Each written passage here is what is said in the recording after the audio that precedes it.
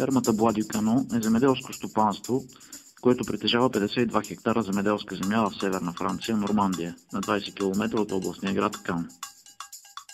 През 1992 година Лен Борде наследява фермата от родителите си, а от 2002 година приема Жак Лебаи за съдружник.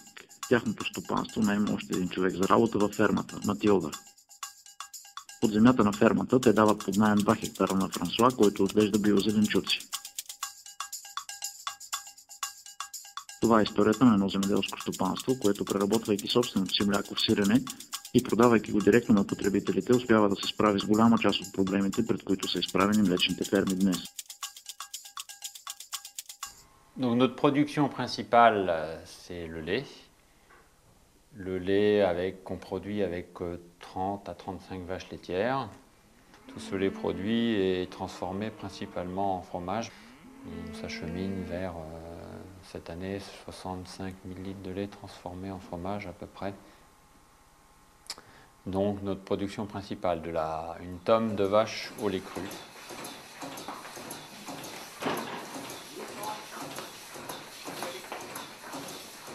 En 92, quand mon associé là s'est installé sur cette ferme, c'était que des fruits Holstein. Ses parents avaient réformé les Normandes pour prendre cette race très productive, comme le conseillaient tous les conseillers à l'époque. Et puis nous, on ne cherche plus la quantité de lait, mais on cherche la qualité, et puis on cherche une race rustique. Et donc la race normande, elle convient parfaitement à notre ferme, quoi. C'est une race, c'est une vache qui n'a pas trop de soucis, hein. En faisant moins de lait, elle est économe et puis elle tombe rarement malade.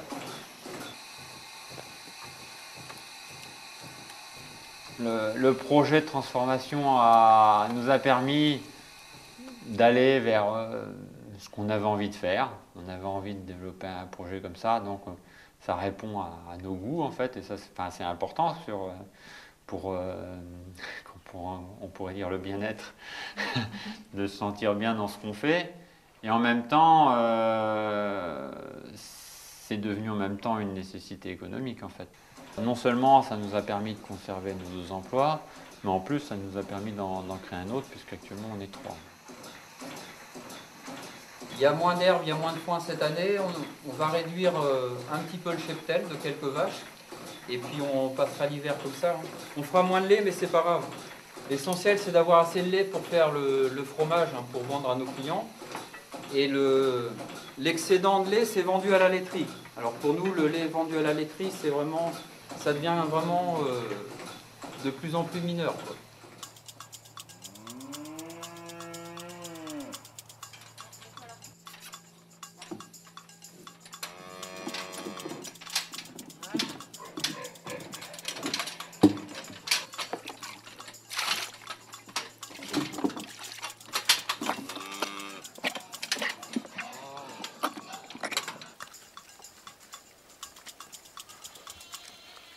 On a une ferme avec beaucoup de pâturage, quoi. On appelle ça une ferme herbagère, quoi. C'est une ferme où l'alimentation principale est l'herbe et puis l'herbe pâturée, quoi.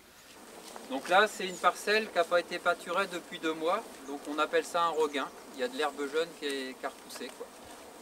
Et elles adorent ça et c'est un aliment très riche, quoi. L'herbe jeune, c'est vraiment un aliment très riche et très économe.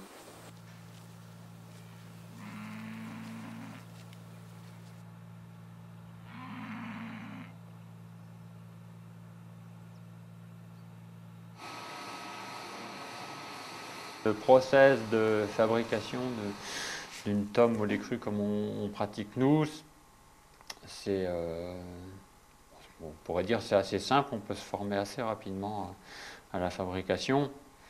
Après, il faut l'expérience, mais ça vient après. On travaille du lait de mélange, c'est-à-dire du lait froid de la veille, qui est mélangé au lait chaud du matin, dans la cuve à fromage.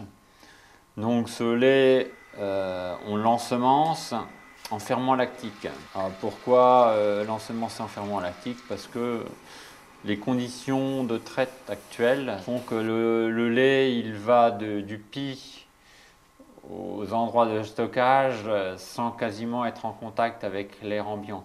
et c'est au contact de l'air ambiant qu'il s'ensemence en ferment lactique. En même temps que le lait mature, on le chauffe progressivement à 33 degrés, qui sera la température d'emprésurage. Donc l'emprésurage, c'est une enzyme issue de la caillette des veaux qui sert à faire cailler le lait. Au bout de 40 minutes, on peut, à l'aide du tranche-caillé, découper cette belle masse homogène et ferme. On s'amuse ensuite à la trancher en petits morceaux en fait. Plus le grain sera petit, plus la pâte sera sèche, parce que les petits grains vont s'égoutter plus vite que les gros grains. L'important étant d'avoir un découpage homogène de tout ce caillé. Donc une fois le tranchage du caillé effectué, on remet le lait à chauffer. Nous on chauffe jusqu'à 40 degrés, c'est ce qu'on appelle une pâte non cuite. Pendant qu'on chauffe, le caillé, les grains de caillé s'égouttent.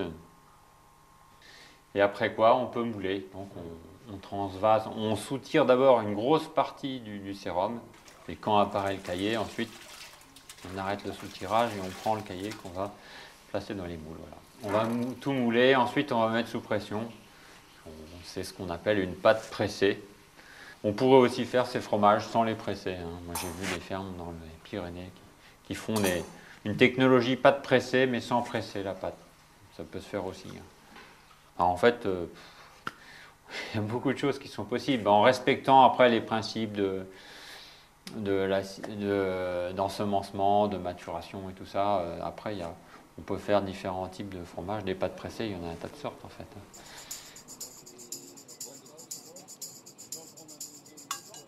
Годишно Лен и Жак произвеждат между 6 и 7 тона сирене, което продават директно на краен потребител. 65% от сиренето се продават на общинските земеделски пазари на постоянни клиенти. Остатъка продават през кооперативи и асоциации на потребители на биохрани. Една малка част продават директно от фермата. Bonjour. Bonjour. Bonjour. Comme ça vous va? C'est 300 grammes là à peu près? Ouais, c'est bon. Pourquoi vous achetez votre fromage ici, monsieur l'ami? Parce qu'il est bon.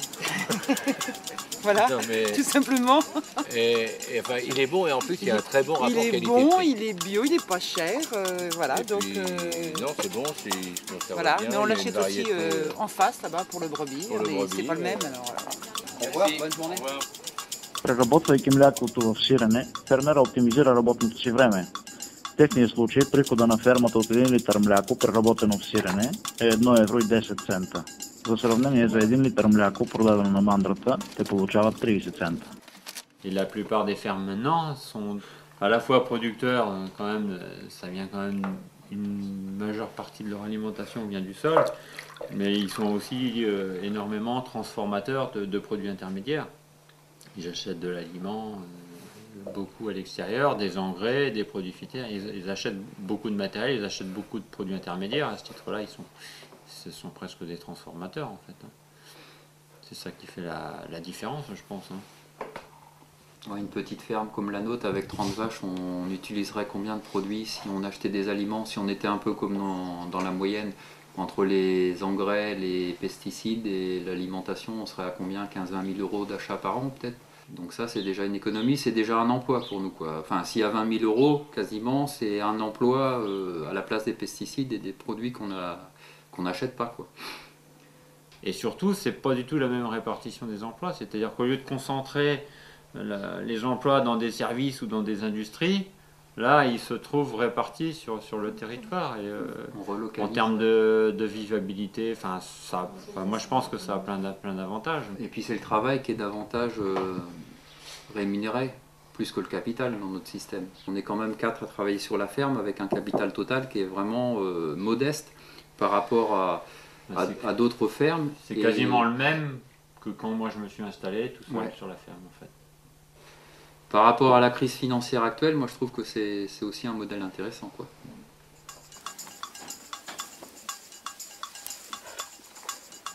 Quand j'ai accueilli Jacques sur la ferme, 2 ou 3 années ont passé avant que le projet actuel prenne réellement forme. Donc on sortait de revenus, économiquement c'était pertinent, Mais on avait cette épée de Damoclès de ne plus être un jour ramassé éventuellement par la laiterie parce que jugé non rentable pour la laiterie de collecter un petit producteur en fait. Et quand on voit comment évolue actuellement les prix du lait, la crise laitière actuelle nous conforte dans les choix qu'on a fait à l'époque. Économiquement, on n'est plus du tout dépendant de la laiterie puisque ça doit être peut-être 10% de notre chiffre d'affaires la laiterie maintenant.